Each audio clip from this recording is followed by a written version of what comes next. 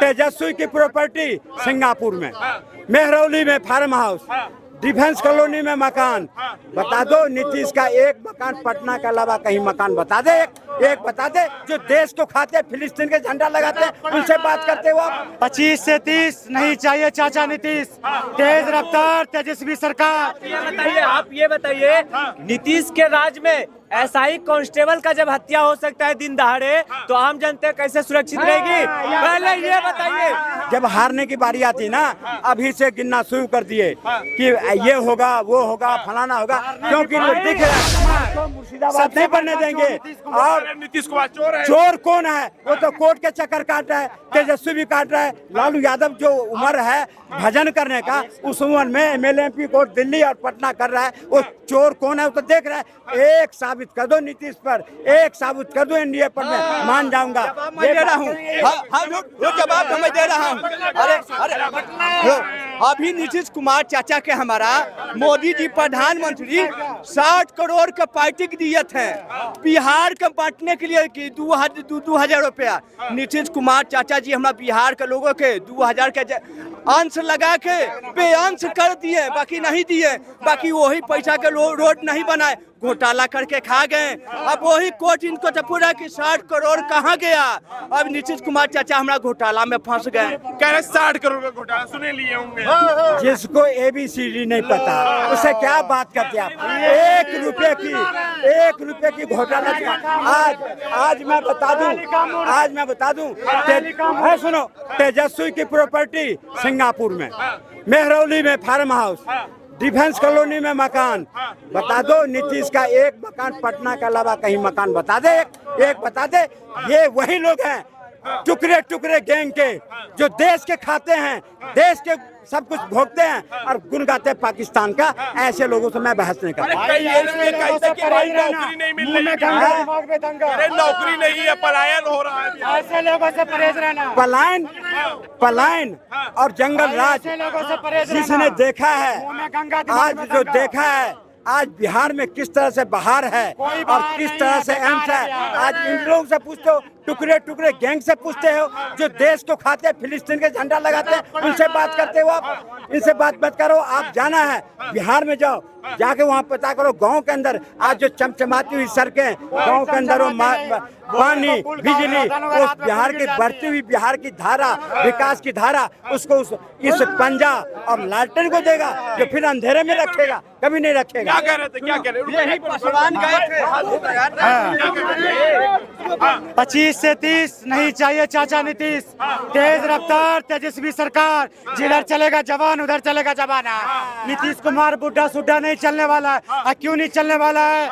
ये झूठों का साथ देने वाला है सरकार, चोरों की सरकार। 25 से 30 नीतीश गए। 25 से 30 का रोटी तावा में और नीतीश गेलो हवा में। 25 से 30 फिर नीतीश से कुमार। आप कहाँ किससे बात कर रहे हैं? आप क्या है? एक मुसलमान और यादव से बिहार की राजनीति चलेगा। वोट बैंक है किसके पास? जीताराम मांझी के पास, रामविलास पासवान के पास और जीताराम मांझी के पास। और ये क्या कर रहे हैं? नीतीश कुमार। अरे आप कहाँ हैं? समीकरण देख लीजिए ना वोटों की, किसके पास है? ये सब कुछ नहीं है।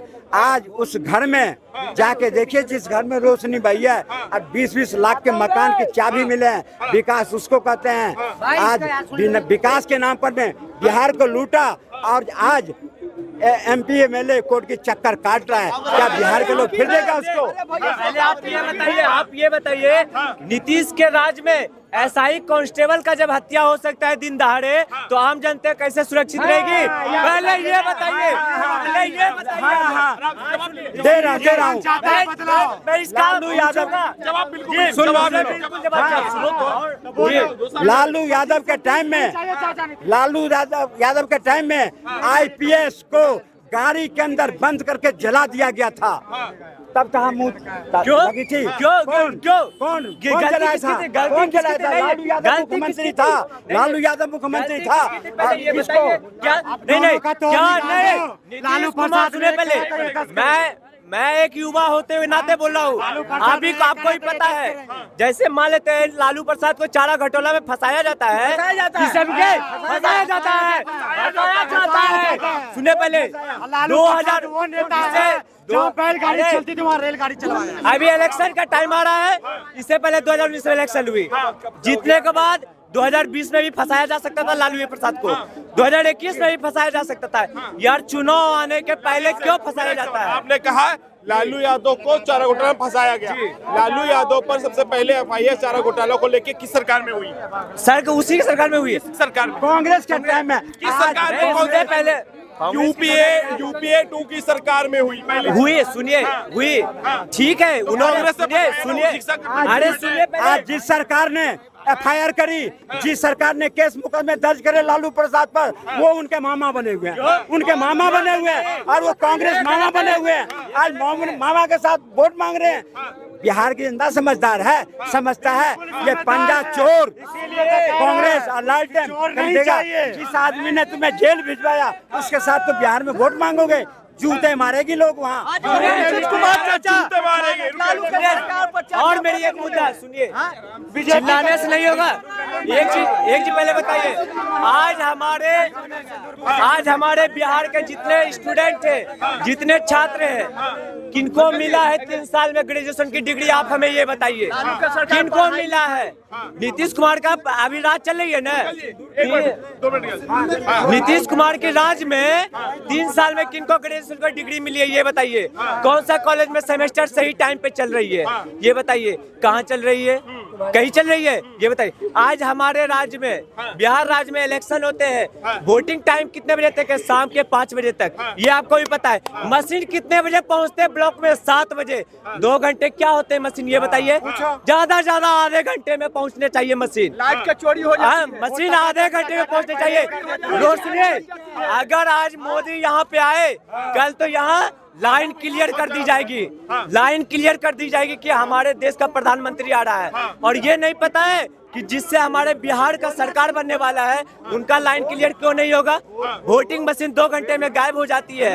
ईवीएम हैक हो रहा है बिहार के, ईवीएम में दिक्कत हो रही है। अब ध्यान से सुनिए, ध्यान से सुनेंगे, ठीक है ना? जैसे ध्यान से इन्होंने बोला वैसे ध्यान से सुनेंगे, ठीक है? जब हारने की बारी आती है ना, जब हारने की बारी आती ना, अभी से गिनना शुरू कर दिए कि ये होगा, वो होगा, फलाना होगा, क्योंकि दिख रहा है इनको। जब यहाँ जब जीतते हैं तो सब कुछ सही, जब हारते हैं तो चुनाव आयोग खराब, ईवीएम खराब। ये अभी से रोना शुरू कर दिया विपक्ष कि फिर बिहार में क्या होने वाला, क्योंकि बिहार के अंदर पता लग गया कि कुछ नहीं होने वाला है, कुछ नहीं होने वाला है, बिहार में कुछ नहीं होने वाला है। बिहार हारने लगते हो तब ईवीएम का रोना रोने लगता है विपक्ष। हारने का बात है, हारने का डर नहीं है भाई। सुनिए, नीतीश के राज चले, किसी का राज चले भाई, लेकिन जो लालू प्रसाद गरीबों का मसीहा है, वो समझता है बिहार को, बिहार की जनता उनको समझता है। बिहार लालू यादव मसीहा है। सुनिए गरीबों का मसीहा रहता तो चारा घोटाला सुनिए, अगर बिहार का में काम करना चाहिए लालू अरे रुको, अरे सुनो, अगर बिहार का मसीहा, सुनिए, अगर बिहार का मसीहा होता ना, क्या राहुल गांधी को चप्पल से मारे, चप्पल से। अगर बिहार का मसीहा होता ना तो जमीन दो नौकरी लो सिस्टम नहीं चलाता, ठीक है? जमीन दो नौकरी तो सिस्टम नहीं चलाता, ठीक है ना? अगर बिहार का मसीहा होता तो, ठीक है ना? और एक सुनिए, एक मासूम जानवर जिसको हम लोग अपने घर में पालते हैं, ठीक है ना, जिसके गोबर से हम लोग अपने घर को लीपते हैं, उसका वो चारा खा गया, ठीक है? तो उसके चारा घोटाला फंसाया गया, फंसाया गया तो कैसे हो गया जेल में? कैसे प्रूफ हुआ? ये तो अभी बेल पे चला तो ये को पता नहीं होगा, ठीक है? और सुनिए, नीतीश की बात करते ना, आज ये नीतीश सरकार है, ठीक है ना, जो बिहार का इंजन साउथ अफ्रीका में चल रहा है, ठीक है ना, ठीक है ना, भेज रहा है। साउथ अफ्रीका में चल रहा है, नीतीश कुमार की सरकार है, ठीक है ना, कि कितना नीतीश ने बिहार को आगे बढ़ा दिया, ठीक है ना, ये बिहार मॉडल है, ठीक है ना। बोलने वाले नई दिल्ली से मैं ये बता रहा हूँ, आपसे पूछ रहा हूँ, आज से आप बताइए 10 साल पहले जनसुराज पार्टी आई थी, नाम निशान थी बिहार में? नहीं थी। ये जनसुराज पार्टी को कौन लाया है? कौन लाया है? एनडीए की सरकार ने लाया है। क्यों लाया है पता है?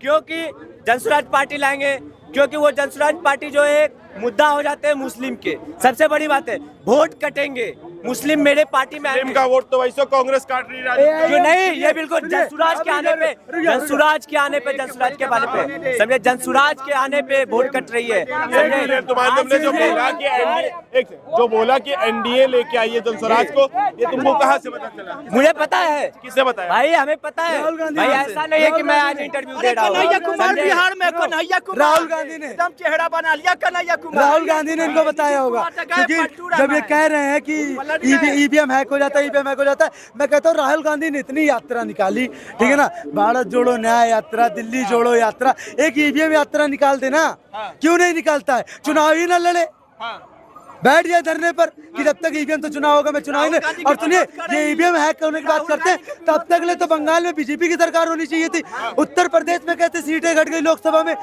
बीजेपी 4 तो पार होने वाली थी, कैसे 242 पे आ गई? अगर ईवीएम हैक होती तो